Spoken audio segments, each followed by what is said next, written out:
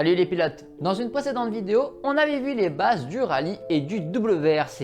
Si tu débarques ici, n'hésite pas à aller la voir. Aujourd'hui, on commence une nouvelle série. Je vais reprendre un thème et le détailler dans une vidéo à la fois. Et pour commencer, on va s'attaquer à la particularité des rallyes, les spéciales.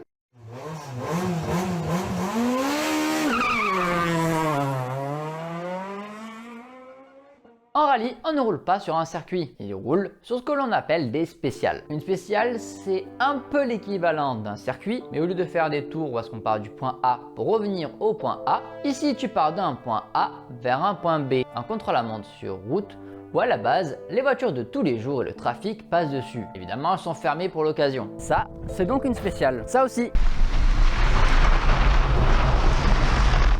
Et ça aussi, c'est une spéciale. Et surtout une spéciale, ça peut être sur tout type de terrain. Terre, comme ici, asphalte ou encore de la neige. Au passage des voitures, la route change. Sur terre, par exemple, les premiers balayent la route. Ils enlèvent la couche de gravier et découvrent la terre en dessous. Résultat, les pilotes qui suivent ont parfois plus d'adhérence. Mais ça peut également faire ressortir des cailloux ou creuser des ornières. Et ça dépend aussi énormément du terrain. Sur neige, par exemple, la poudreuse fait glisser. Mais en dessous, la glace peut offrir beaucoup plus d'adhérence. Sur asphalte, c'est encore différent. À force de passer à la corde, c'est l'intérieur du virage. Les pilotes visent ce point de repère pour passer plus vite. Mais ceci a un coût. À chaque passage, cela jette des cailloux, de la terre, des graviers ou encore de l'herbe. La route devient sale et piégeuse. Et parfois, dans une spéciale, tu peux passer de la terre à l'asphalte.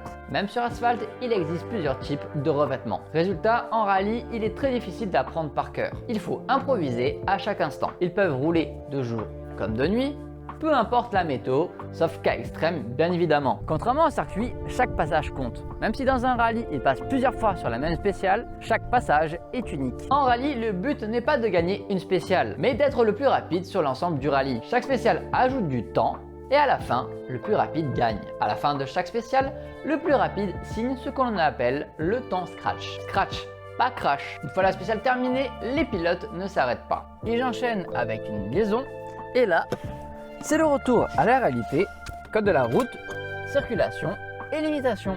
Les liaisons étant sur route ouverte, évidemment, il faut le permis.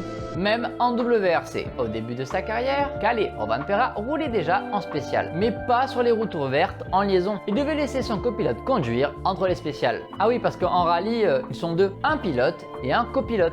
Le copilote annonce chaque virage à l'avance pour permettre au pilote d'attaquer. Mais ça, on y reviendra dans une vidéo dédiée. Et dans les notes du copilote, certains mots reviennent souvent. Épingle, pif-paf ou encore chicane. Des termes simples mais essentiels pour décrire la route. Un rallye, ce n'est pas une seule spéciale, mais une vingtaine réparties sur plusieurs jours, en tout cas pour le WRC. Les pilotes enchaînent sans jamais lâcher. Et à la toute fin du rallye, la dernière spéciale est particulière. La dernière du rallye en WRC, par exemple, c'est la Power Stage.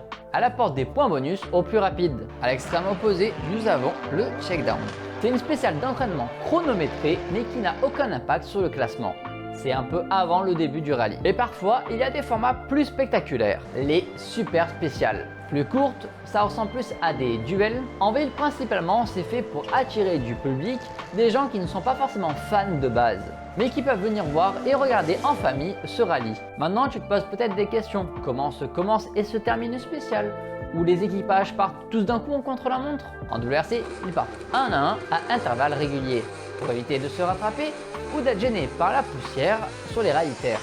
Ils partent toutes les 3 minutes. Mais ça, c'est pour le WRC. Dans d'autres rallyes, les intervalles sont plus petites. Une fois la ligne d'arrivée est franchie, les pilotes doivent ralentir et s'arrêter un petit peu plus loin à ce que l'on appelle le point stop. C'est là qu'on valide officiellement leur temps et que le copilote pointe. Un peu comme au travail. Parce que sans ça, des pénalités peuvent tomber. Et comme on en a parlé juste avant, ils prennent la route pour aller en liaison et aller aux autres spéciales. Certaines spéciales d'ailleurs sont devenues mythiques en WRC comme Unipuña en Finlande ou le col du Turini lors du Monte Carlo. Et il y en a des dizaines et des dizaines de très connus et très bien. Des routes légendaires connues pour leur vitesse ou leur difficulté. Et ça, c'est seulement une partie du rallye. N'hésitez pas à vous abonner pour continuer votre apprentissage du WRC ou pour découvrir les plus belles histoires du rallye. À bientôt les pilotes!